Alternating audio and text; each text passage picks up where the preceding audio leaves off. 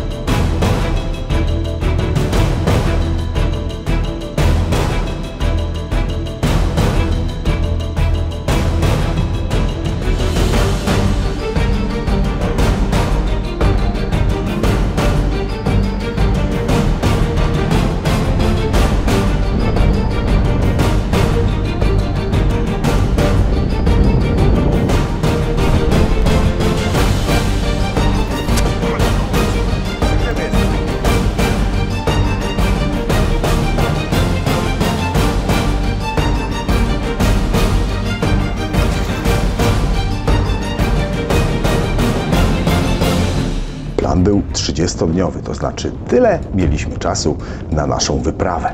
Całą wyprawę do Iranu, no i rzecz jasna, jak rozumiesz, na jazdę po Iranie. Na tej drodze, bo pominęliśmy wszystkie inne kraje jako atrakcyjne dla nas, oczywiście na tej wyprawie Turcja miała kilka takich zaznaczonych punktów pośrednich, które to zamierzaliśmy odwiedzić, bo zwyczajnie przejeżdżaliśmy przez nie albo nie było na tyle dużo kilometrów w bok, żeby do nich nie wpaść, albo głównie przejechać.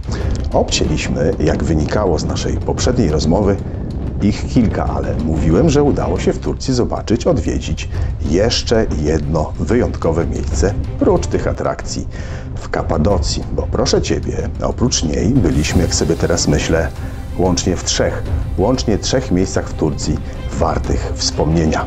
I co ja mówię? Jedno z nich, to absolutny must have tureckiego motocyklizmu, jeśli mogę to w ten sposób ująć. Krótko się tu jest, emocje dostajesz w jednym krótkim szocie, ale wystarcza tego na długo. Zapamiętasz z pewnością.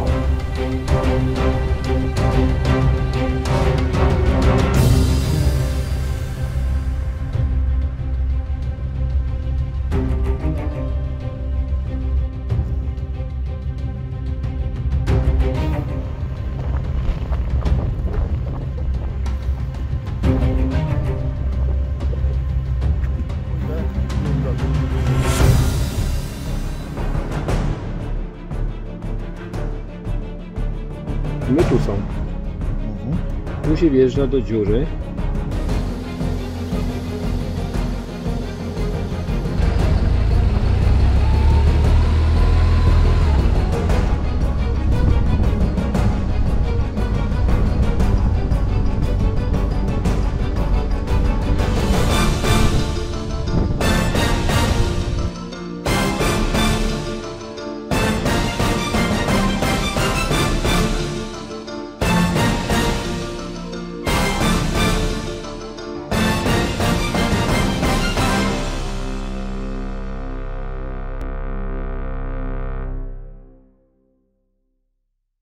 Dark Canyon. Być może widziałeś jedną z naszych najbardziej widowiskowych podróży po Pamir Highway w Tadżykistanie. Myślę, tutaj można poczuć się troszeczkę, przynajmniej przez te parę kilometrów, jak na Pamir Highway w górach Pamiru. Przynajmniej jak na tym odcinku wzdłuż rzeki w Tadżykistanie, wzdłuż rzeki Piang bodajże. Popatrz, to w Dark Canyon jest chwilami podobnie. Tutaj, tyle, że tutaj jedziesz wzdłuż Eufratu. To absolutnie wyjątkowe miejsce. Wiesz, jak popatrzysz na te odcinki wysoko, kilkaset, około 1000 metrów ma kanion, a droga to jakieś 400-500 metrów do dna, czyli pół kilometra przepaści, tuż zaraz obok koła motocykla, na drodze o szerokości 2 metrów. To uwierz, dreszcz przechodzi po plecach.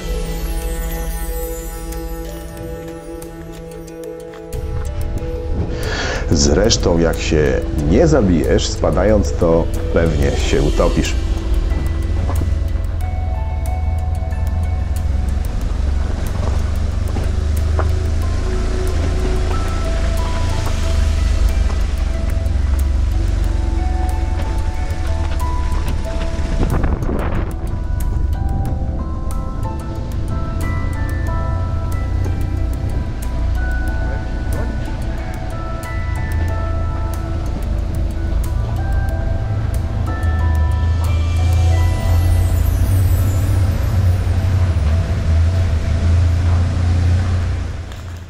Jesteśmy w Turcji, w Dark Canyon.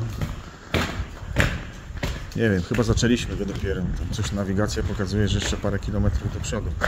A tutaj na dole jest rzeka Eufrat.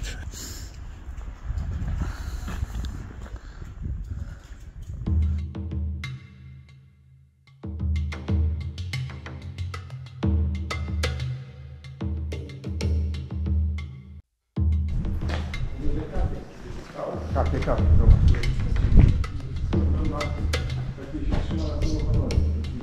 To strasznie dawne jest, nie? No, strukturowanie tego.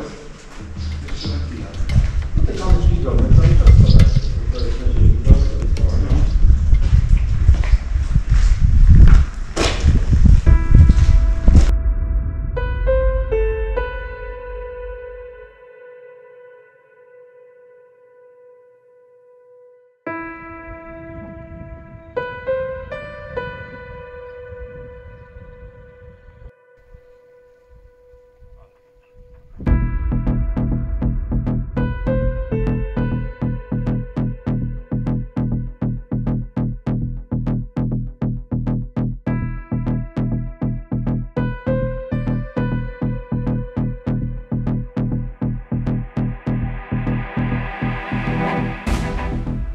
Jak tam? O, ty już na tym. Nie dołącz.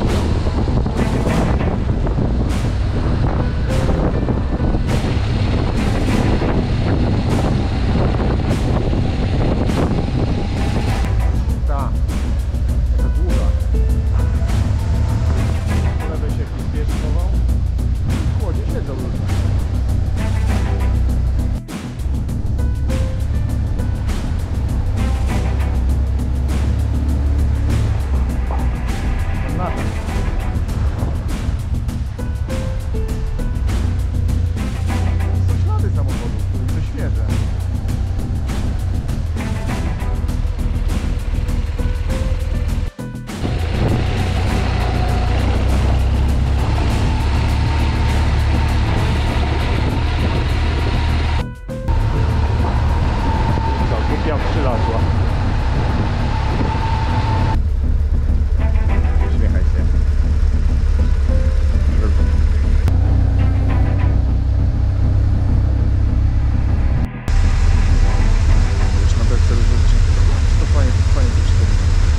Stanę na sekundkę, zrobię zdjęcie, dobra?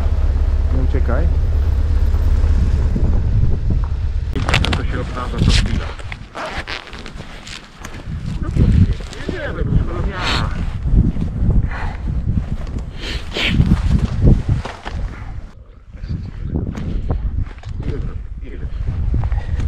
dole płynie zachodni Eufrat. Jeden z dwóch dopływów Eufratu.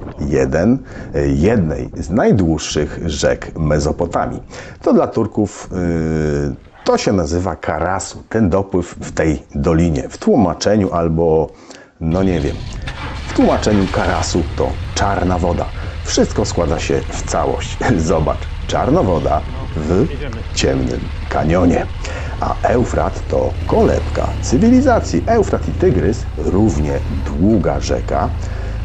Żyzność gleb w dolinach rzek spowodowała, że powstawały tu wioski, osady. Po prostu, jak wiesz z lekcji historii albo geografii, dostępność wody była często dobrym powodem do zamieszkiwania, do zamieszkania.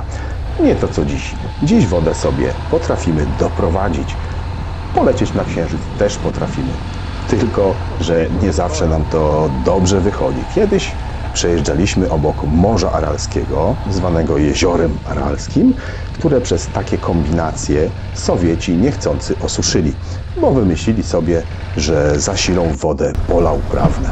Podleją sobie bawełnę w Uzbekistanie i Kazachstanie.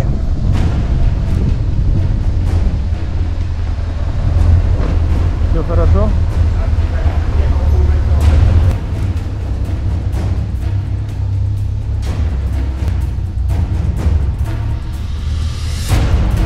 W naszym wydaniu to powiedzmy nie był pierwszy raz. Rozumiesz, taki przejazd drogą nad przepaścią, więc ruszyliśmy sobie przed siebie, nie zakładając innej ewentualności, bo pewne było, że jak już tu jesteśmy, wjedziemy i zobaczymy. I powiem Ci, że warto było, bo kanion zrobił na nas bardzo duże wrażenie, więc jeśli zobaczysz go pierwszy raz, to jestem przekonany, że go sobie zapamiętasz, zwłaszcza te odkryte odcinki pod gołym niebem.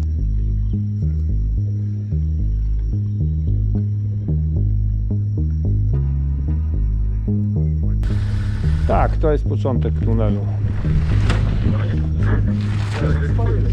To zależy, wiesz. 2002 rok.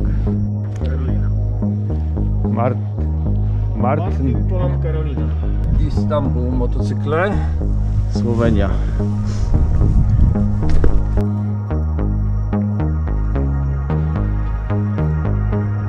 Powiem Ci, że spotkaliśmy już na samym wjeździe na Dark Canyon, nomen motocyklistę z Polski, który sobie to odpuścił już po pierwszym kawałku. I to na całkiem dobrym motocyklu. Everything okay?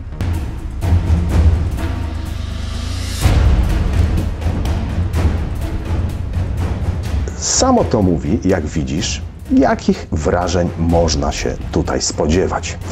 W czerwcu było gorąco, a w tunelach chłodno. Całkiem przyjemnie, tylko nie siadaj tam sobie na kamieniu gdzieś na ziemi, bo zresztą kolegę z Polski, tego motocyklistę, widzieliśmy w takiej sytuacji.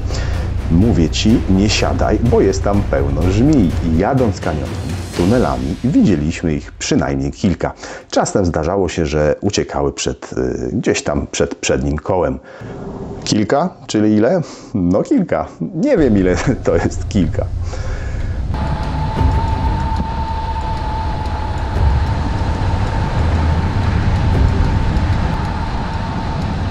Zatrzymujesz się?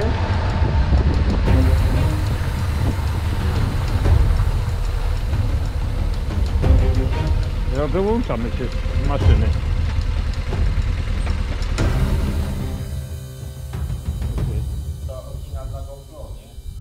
A żebyś wiedział, że te zamienniki co po niektóre lepiej sobie radzą. Nie, ja mówię serio.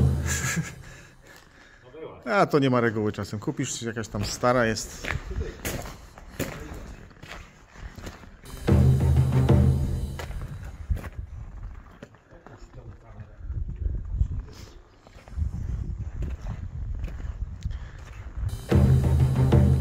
No.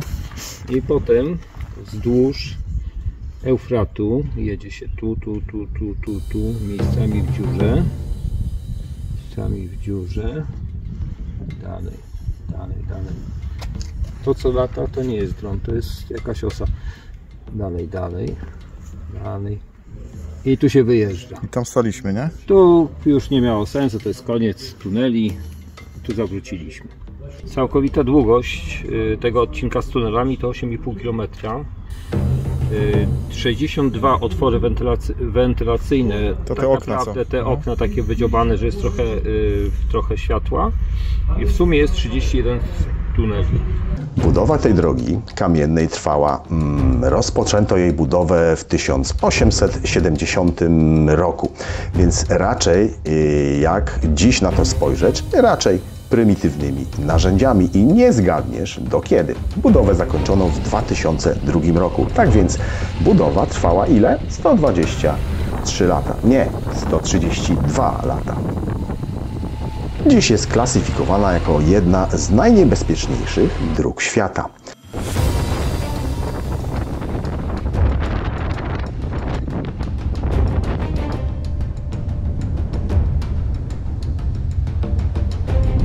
I my mamy już kilka takich na koncie i rzeczywiście taka jest bardzo niebezpieczna, ale trzeba tutaj powiedzieć, że takie drogi, czyli o których się mówi, że są najniebezpieczniejsze na świecie, należałoby je skategoryzować jeszcze według drugiej skali trudności. Na przykład droga do Omalo w Kaukazie jest dużo trudniejsza, co nie znaczy, że ta tutaj taka nie jest. I Kaukaz wymaga innych umiejętności, w sensie większej sprawności i kondycji.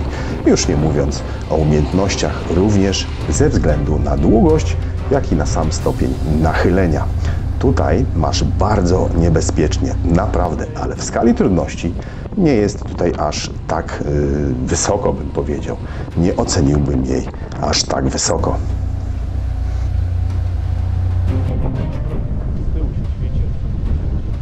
Przejechaliśmy nią w obie strony. Zrobiliśmy sobie z tego 14 i na pewno kanion zrobił na nas niezapomniane wrażenie.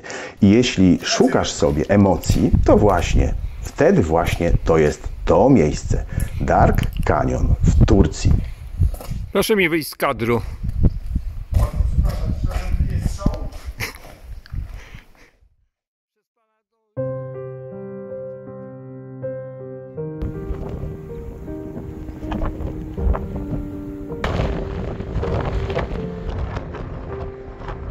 Wiaterek wieje. Co nazywasz wianie?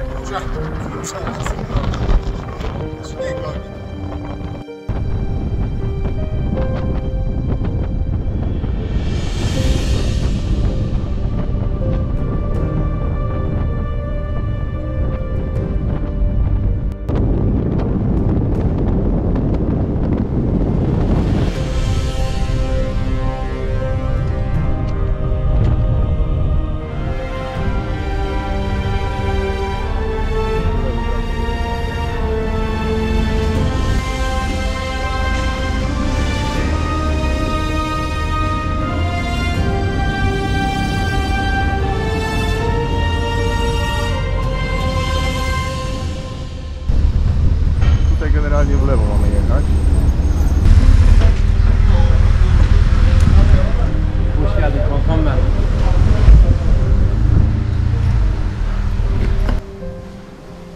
W Turcji to nasza druga wizyta, a jeśli policzyć liczbę wjazdów i wyjazdów, w sensie przekraczaliśmy turecką granicę 3 razy. Najsilniej oczywiście strzeżona, pilnowana jest granica irańsko-turecka. Oczywiście najbardziej pilnowana przez Turków, ale to z wiadomych względów. O tym sobie jeszcze powiemy. Proszę? Nie. Nie ma tu zastosowania uniwersalne wytłumaczenie problemów świata. Nie. Myślę, że słowo islam niczego tutaj nie wyjaśnia. Pamiętaj, przecież po obydwu stronach, obydwa kraje to ta sama religia, Turcja i Iran. Ja bym unikał używania populistycznych haseł. Równie dobrze albo równie nieprzyjemnie zachowują się przecież chrześcijanie. Przecież to oni rozpętali największą wojnę na świecie XX wieku. Tak więc religii w to nie mieszajmy.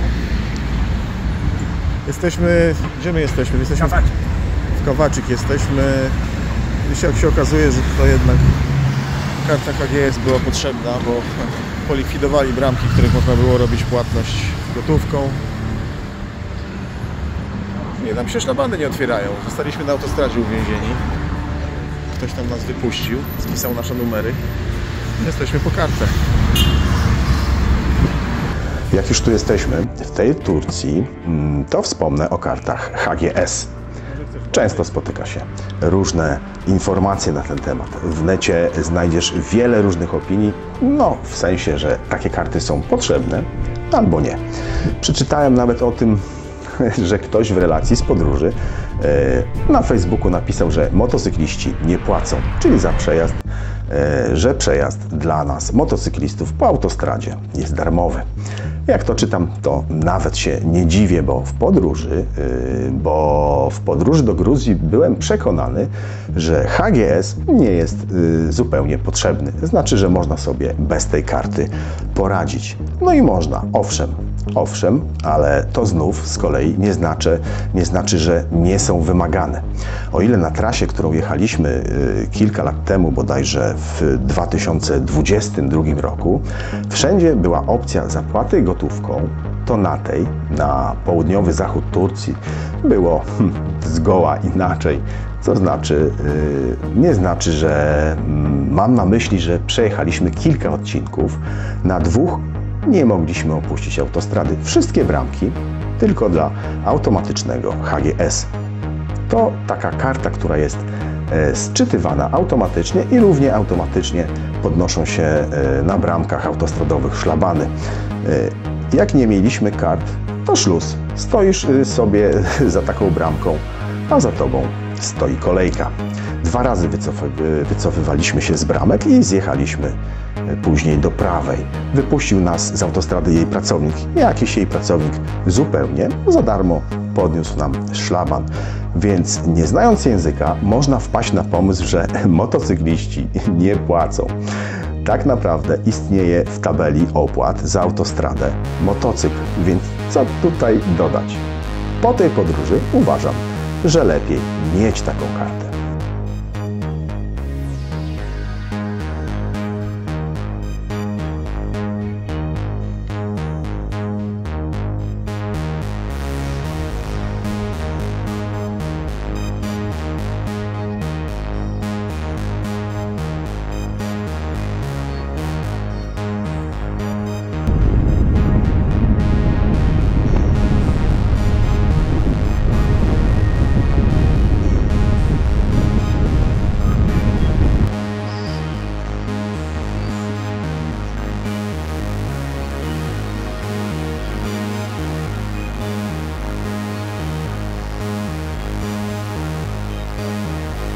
Nie tak daleko od granicy z Iranem, jakieś 120 km od niej można, a nawet trzeba zajechać nad jezioro. Miejscowość bardzo turystyczna o nazwie Van Jezioro. Jezioro Van. Mocno zasolone, bardzo silnym pH. Około 10, 9,8, 9,4.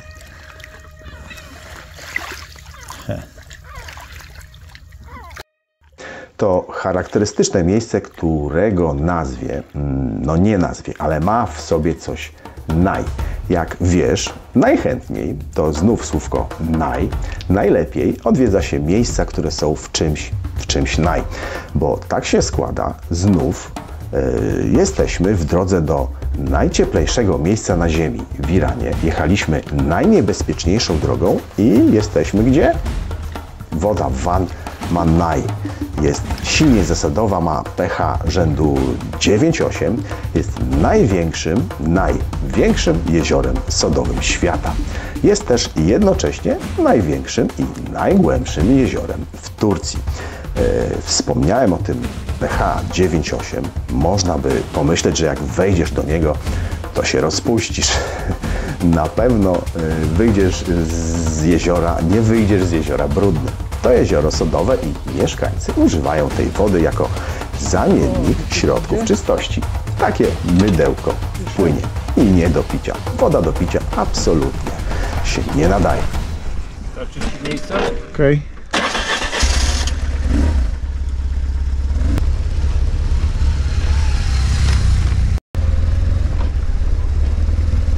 Żyją w tej wodzie dwa gatunki ryb. Nazw oczywiście dzisiaj nie pamiętam, ale nie jest to śledź czy karp, chociaż to jakieś gatunki karpiowatych. Śledź to przyszedł mi do głowy, bo to słone jezioro. A, i jeszcze jedno na dnie odkryto największe znane stromatolity o wysokości około 40 metrów. A co to są stromatolity? To takie skały, formacje skalne powstałe z lamin węglanu wapna. Brzmi tajemniczo. Ten lamin to ma jakiś bezpośredni związek z sinicami. A co to dokładnie? Mnie nie pytaj. Mówię Ci, podróże kształcą.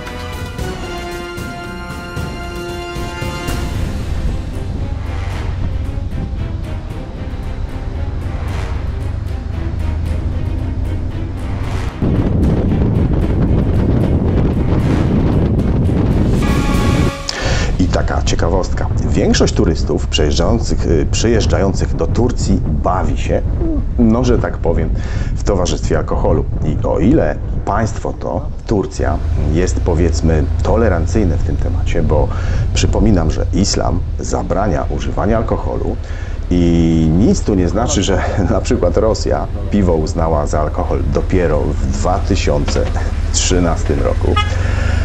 A to tutaj nie kupisz piwka w sklepie, takim zwykłym poza miejscowościami turystycznymi. Coś jak w Maroko, ale nie tak strasznie jak na przykład w Mauretanii, w której byliśmy w 2023 roku. Ale co, jak wiadomo, motocykliści lubią piwo, prawda? My również. No więc jeśli spotkasz taki sklep, zrobiłem zdjęcie, żeby nie zapomnieć, to zrób sobie zapas na wieczór.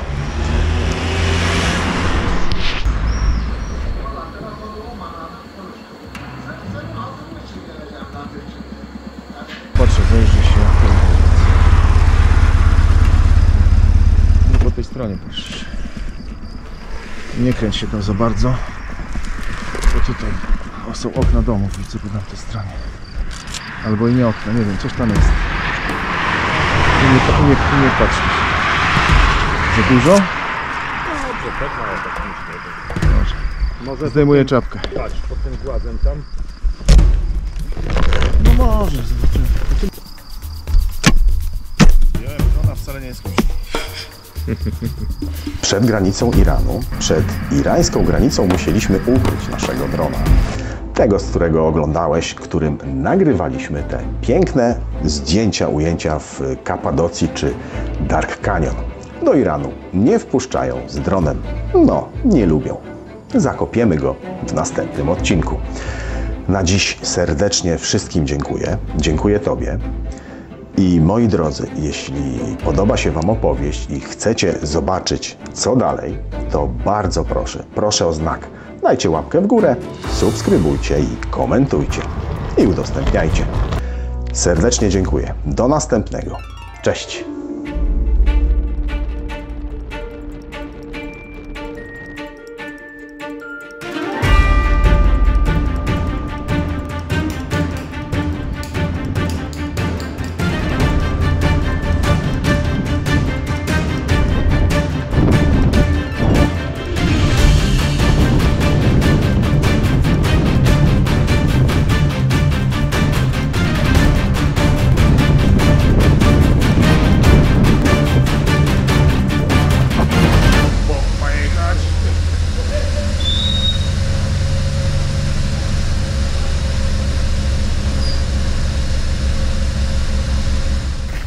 Jak myślę o rozpinaniu wentylacji,